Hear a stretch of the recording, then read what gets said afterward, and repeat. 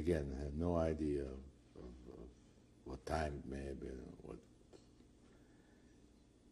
the Germans had their own barracks, and they would go around asking people if anybody can play instruments and can they sing and do they know German folk songs and this and that.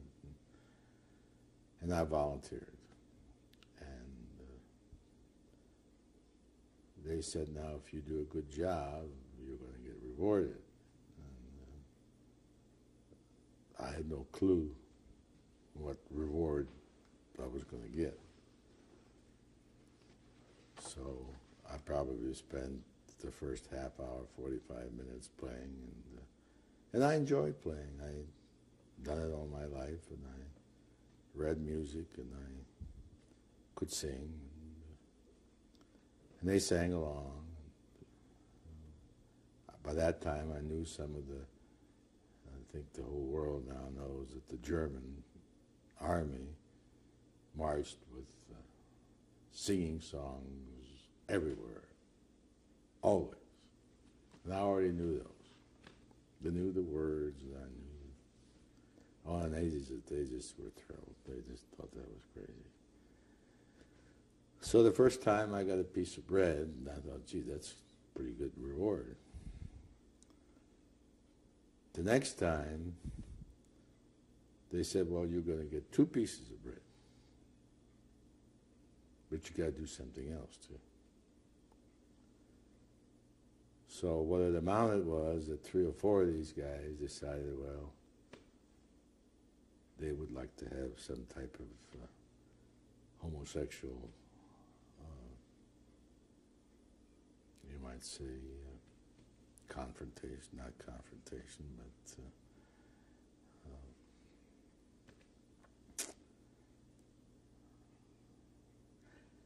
they have been without women for so long that they needed something to take off the pressure, and they wanted to satisfy their desires. That the best thing they could come up with were some young boys like me that they could do things with without getting hit or having to kill them because they were retaliating and I was cooperating. And they didn't force me into anything more severe than oral sex at the beginning, but later on it became a little bit more severe. It became where they wanted anal sex, and they wanted things that I hadn't any idea. I mean, believe me, up to this point, it's probably not hard to believe. I had never experienced anything with anybody about anything like that, so I didn't know what to expect. And I was amazed that it even worked. How did I know it's going to work? So, when you are starved, the last thing you want is any kind of sex. I didn't know that at that time, but I certainly learned it in the later years. But I mean, the first thing you want is something to eat. But like I say, it worked. I got rewarded. I got some food. At that time, I was probably down around, I was just guessing, around 80 pounds, maybe a little less. And this went on nightly.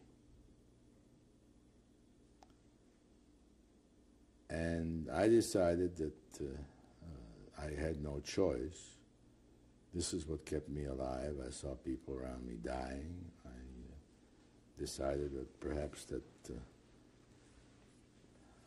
I'd rather do that than die from lung cancer, which I didn't know even existed. But I mean, the conditions down that mine were pretty bad. Again, there were other things going on.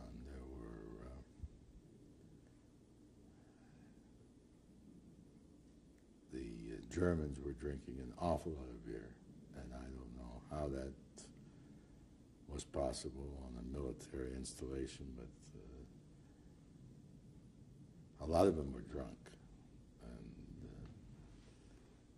they never offered me anything, but it made the situation worse. They acted irrationally, and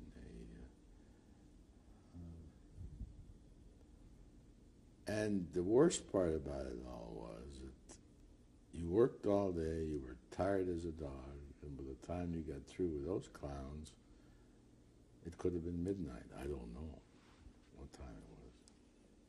Were there any inmates to offer you any comfort, being a younger boy, any older men? I'm not sure how many people knew about this. This was done in a lot of secrecy. You didn't confide in anyone?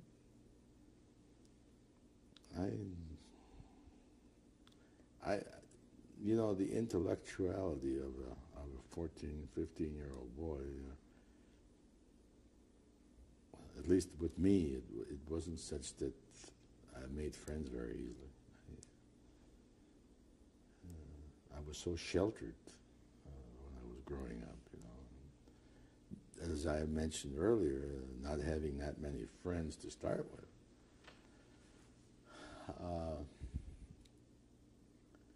There wasn't anyone there that I felt even gave a hoot what's going on with you, because they were concerned about themselves.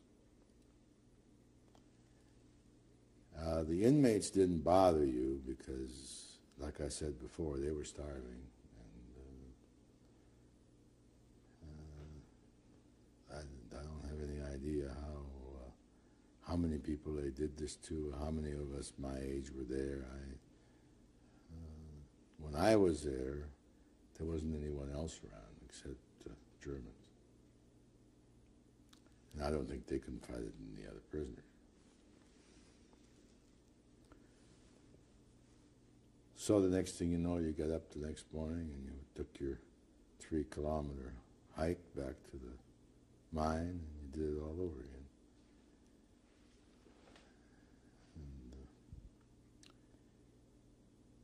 And then, again, time, it must have been toward the end of the year, getting close to Christmas of 45, for 44, starting 45, I think. We heard an awful lot of gunfire, sounded like tank tracks, all kinds of trains, men marching and so forth, and some of the inmates were talking about that the front was retreating, that they thought that we would be leaving pretty soon. And they were right, we did.